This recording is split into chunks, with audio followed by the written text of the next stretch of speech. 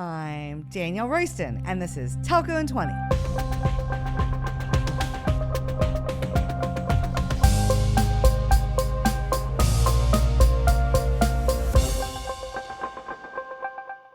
Guess what, guys? It's time for another What's Up with Totogi. What's up with that? What's up with that? What's up with Totogi? What's up? It's been a minute since we dropped a What's Up with Totogi episode, and I'm super excited about this one. Today, we're going to talk about how Totogi is bringing AI to charging. Charging, which is really just a fancy telco word for pricing, is how telcos monetize every subscriber's interaction with the network, whether it's a voice call, a text, or even using your phone to watch a movie. But telcos have struggled to monetize the unstoppable growth of mobile data usage. And when I talk to telco execs about this problem, I get a ho-hum, shrug of the shoulders response back. What can we do about it, DR? We have unlimited plans. Why do I even need a charger anymore? Everything we offer is one price. Basically, they are resigned to the fact that their network has become a commodity. But let's look at other industries with a similar problem, like aviation and hospitality, that sell seemingly commodity products like airline seats and hotel rooms. Instead of pricing everything the same, they use all the available data they can get their hands on to algorithmically tweak prices based on things like demand, availability, timing, even customer attributes. By taking this approach, they are able to maximize and optimize their revenue. Up until now, telco has missed out on this opportunity, mostly because their data is in shambles, spread all over the enterprise in different data models and in different databases. But thanks to the public cloud and new AI tools like Totogi, our industry finally has what it needs to unlock the power of telco data in order to use it to drive new revenue. It's a huge opportunity. Helping telcos monetize their network by applying these kinds of dynamic pricing techniques has been Totogi's vision from day one. Today, Cyrus Mistry, Totogi's Chief Operating Officer, joins me to talk about that vision and what it means for our industry. He has a deep background in enterprise software, AI, and you guessed it, revenue optimization. Cyrus and I talk about why hyper-personalized pricing is the single best lever for telcos to use to improve revenue, how the convergence of the public cloud and AI make this the optimal moment for telcos to take advantage of new revenue strategies, and why Totogi is so different from all the other software vendors in the industry. So, let's take 20. Cyrus Mistry is Chief Operating Officer at Totogi. Hello, Cyrus. Welcome to What's Up with Totogi. Hello. I'm so excited to have you on our podcast. Love it. It's time to introduce you to telco. You gotta listen to this guy's resume. 4 degrees from Johns Hopkins with master's work in natural language processing, machine learning, and AI, which might come in handy. We go back 1,000 years when we were both part of the Trilogy Mafia. That's literally what they refer to us as. And then you went to Disney, where you ran the pricing strategy analytics team, and then you became an exec at Google in product management. So you're off the charts amazing. Cyrus, introduce yourself to telco. Thank you so much for the kind words.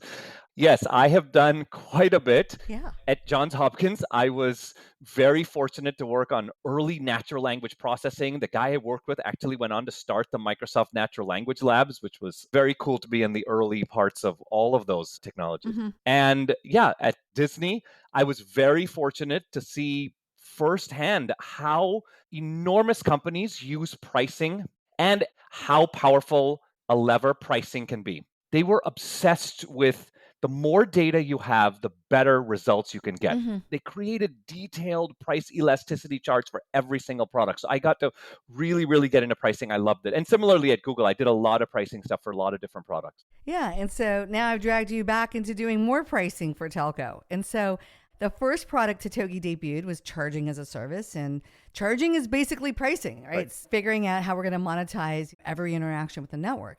Why do you think revenue optimization in telco and using telco's network data is such a big idea? I'm so passionate about this area. I really wish people knew how important pricing really was. In my opinion, at least, pricing is the single biggest and easiest way to improve revenue.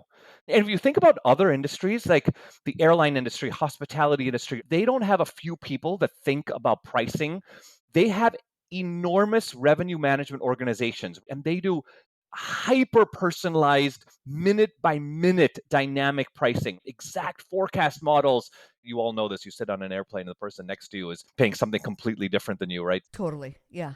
So it's that kind of thing. Yeah. So when you talk about Totogi and using the public cloud with big data and AI, you've now got all of these things together that telco can finally harness that same power that airlines and hotels have had for decades. Yeah. And I think that's just awesome. And I don't think we could have done this with Totogi maybe even 5 years ago, or certainly not 10 years ago, That's right. because the public cloud wasn't there yet. Some of the AI tools weren't really available. The time is so perfect for this vision of applying AI to charging. It's literally like the stars aligned to create this perfect storm. Everything is right there. The technology, the AI, the data, all of it. It's perfect. And so Totogi is taking charging in a totally different direction than everyone else out there. We want to apply AI concepts to charging.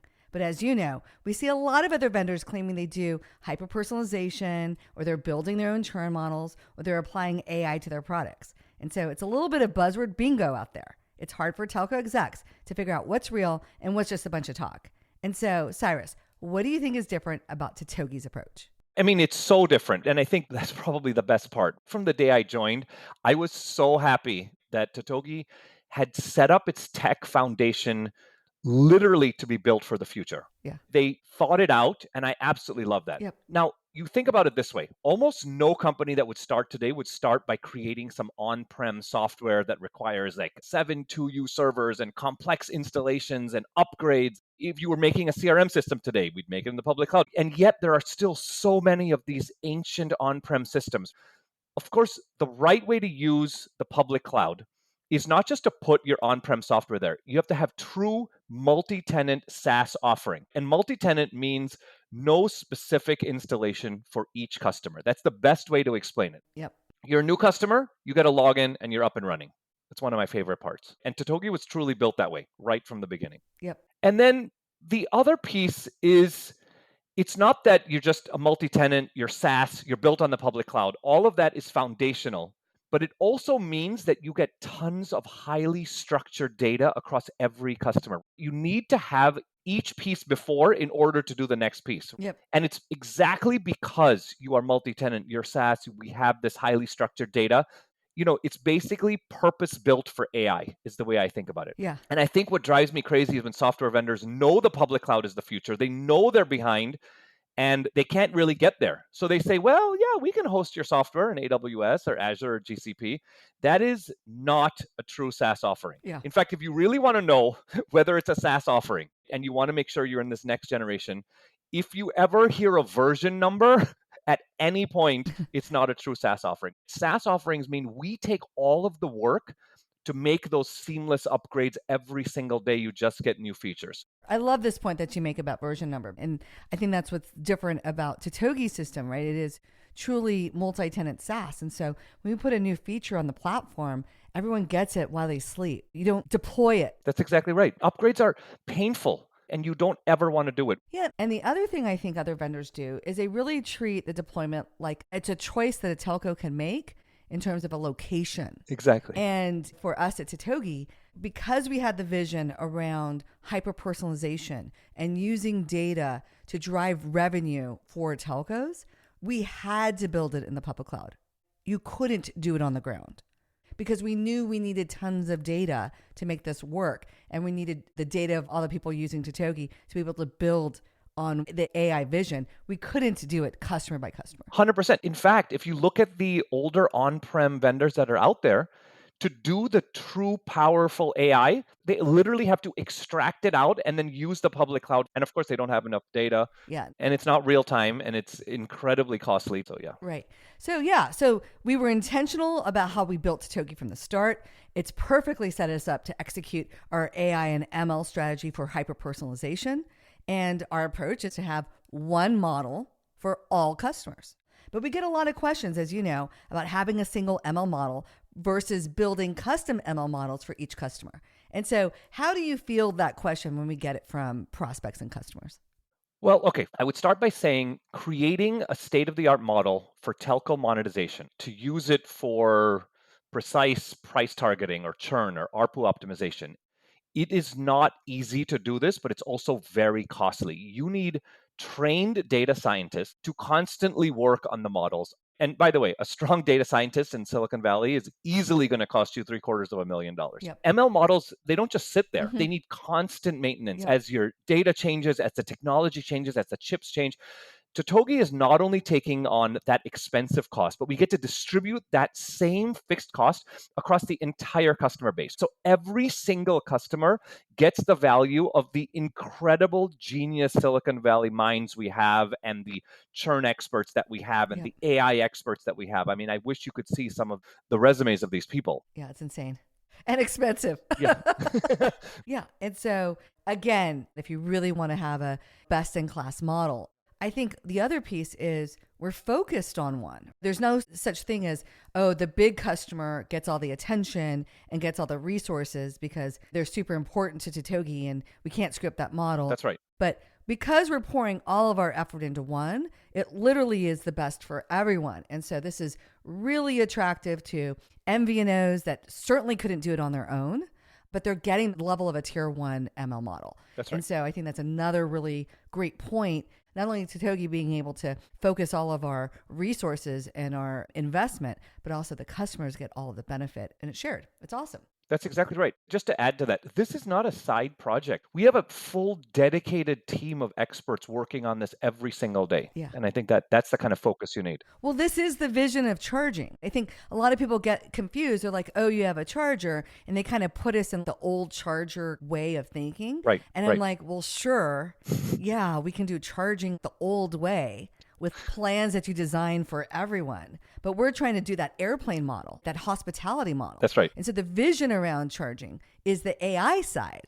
And now with Gen AI kind of exploding, and it's incredibly exciting. Love it. And so a common objection we get from customers is, can I build this myself? I have a ton of data. What are your thoughts around what it takes in terms of the data requirements to train a world-class model? I mean, if you talk to any expert in AI or ML, I would be shocked if within the first sentence they don't say the word data, right? Yeah. Data is king. It absolutely rings true in this scenario. Yeah. There's two dimensions here. There's the quantity of the data, and then there's the diversity of the data. Yep. So quantity basically means you need to get as granular as possible, something that charging data is extremely rich over the longest period of time possible. Yeah. And Totogi literally has incredibly detailed records. That's one of the benefits of a charger. This will easily measure in billions and billions of records. Yeah. And I shudder to say, but you're actually going to get to trillions fairly soon, Yeah. which means Yeah.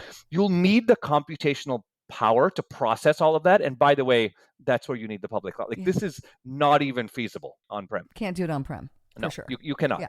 And then diversity of data. The diversity of data is incredibly important to create the best type of model. Imagine if you were a provider and just looking at your tiny set of Ohio subscribers, like you would never think to do that. You would be like, well, of course, I want to look at all my subscribers for my churn model. We're taking that to the next level. We are looking at a diversity of subscribers across different networks, different geos, different diversity of types of transactions. Yeah. All of this helps you to create the absolute best model. Yeah, it's awesome. Yeah, I think besides just building it yourself, there's vendors out there saying, I'll do it for you. And I think unless they're pulling in all the data from all their customers and building a model across their diversity of their installations, again, it'll be a subpar result because you're just focused on that one telco and their data. That's right. Again, this was thought from the beginning. When we first started working on Totogi, Yes. This was the vision. If we're going to really do hyper-personalization, we need all the data. We wanted to add and like really build this epic, uber awesome telco model around churn prediction and revenue optimization to really drive it for telcos. And I want to take it one step further. There is absolutely no vendor out there that is doing what we can do. There is no one out there that is sitting there with real-time data coming in across all these different customers and is able to create one Uber model across all of that. That does not exist. So then now the next objection or question that we get from people is, okay, if we're all using the same model, then where's the differentiation? How am I different than my competitor? And so again, this is where we agree. It's so much more than just the ML model that gives high impact real business results. How do we address that concern for people? Yeah, I think that's 100% right. Look, the differentiation doesn't come from having your own custom model. It comes from three different things. First of all, you need to have access to a world-class model like Totogi. Yep. Secondly, you need to be able to apply the insights that you get quickly. In a system of action. Exactly. Yeah. And then how pervasive are you using this? Like, where are you applying them? Are you putting them in your chatbots, in your CRM, in your support desk? Does everyone have access to see this all the time in any workflow? Yeah. Humans are actually the rate limiting factor here, Yeah. not the systems, not the ML. No, they intervene. They don't Yeah. believe it. Yeah. They override it. And so I think even though we're giving you this amazing answer, we're seeing people say like, I don't trust it. Let's limit it. Let's not go Right. broad just yet. And so, I think there's going to be a lot of differentiation between the MVNOs and the telcos that you just said that deploy it in different ways. Do they take the insights and roll them out? Do they go really broad? Or do they take the route where they're like, nah, I'm going to go build my own model. I don't want to share in on the Totogi investment and I don't want to contribute and be a part of that ecosystem. Yeah. So yeah, I think there's still a lot of ways that telcos can mess this up, even though we've built this killer ML model for them. Humans are very good at messing things up. I Yeah. know. And so maybe with Gen AI now we're starting to trust it a little bit more and people will be a little bit more open to the suggestions. Yes. So I don't think people really understand how far back you and I go. We go back to like last century. Yes, we do. So last century, there was a PBS show in the late 90s called Livelihood. And they contacted Trilogy to do a show about the work culture at our company. And they came down to Austin. They followed this for like a couple of days. Yep. You're the star of the show. I'm kind of like a supporting actress. I'm 28 at the time. And so it was all about life at Trilogy and how we both lived and breathed work 24/7. I mean, I kind of come across as a psycho, but if you know me, it's like totally exactly me. So one thing that comes out loud and clear, you and I both love to work hard. And so why do you love working so hard, Cyrus? I've truly been obsessed with this for so long. Every type of life hacking, doing the most possible in any given amount of time. Yeah. Literally, I gave a TED talk on my work in this area. I used to run Google Calendar, so constantly thinking about how people are spending their time. Yeah. I do think when you've been in tech for so long, like we have, we're working hard even later in our life because we really want to make big things happen. It is so energizing and exciting to think that we could shake up an industry and really add massive value. Yeah. I'm so excited about that. I always tell my kids, they're like, what should I do? Should I be a doctor? And I say, nope. Do tech, trust me. It's always changing. Yeah. So you're always learning and moving forward. You're never bored. There's always more to learn. And I think being at a company like Totogi, that's literally always at the front of tech, that's just so exciting and inspiring. So I'm super happy to be here. If you told me when we filmed Livelihood that I would have a startup that I was driving and kicking off when I was 50, I would have said, no way. Surely I'm retired or something. But no, I'm so energized by this work and driving change in this industry. I see so much opportunity. We've had a huge impact already with the public cloud. Now, it's no longer if it will happen, but inevitable. And to hear those words is amazing.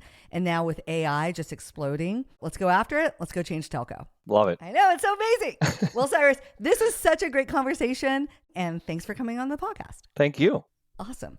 Stick around because we're ending each podcast with a Telco in 20 takeaway. I have 20 seconds to tell you something you need to know. A lot of people think of Totogi as a charging company. If that includes you, you've got it way, way wrong. Totogi started with charging, but we're really an AI company. We're applying AI concepts to every area of telco software that we can.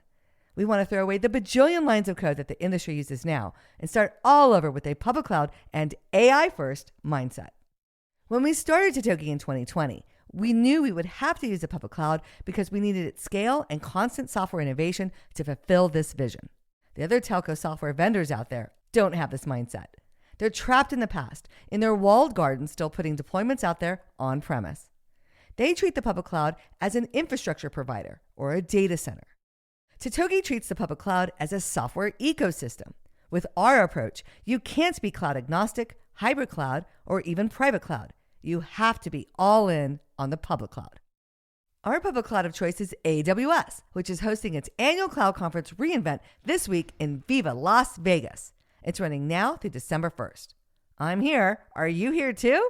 If so, shoot me a message on LinkedIn or X at TelcoDR so we can meet up and talk more about how Totogi is changing telco. And be sure to tune in to more What's Up with Totogi episodes, like episode 38, where we talk about the future of charging, and episode 49, where we talk about how Totogi's charging as a service is so easy to get up and running. Be sure to share them with your colleagues, like and follow, and leave us a 5-star review. When you're done, sign up for my awesome email newsletter on telcodr.com and visit our killer YouTube channel and hit that subscribe button. Later, nerds!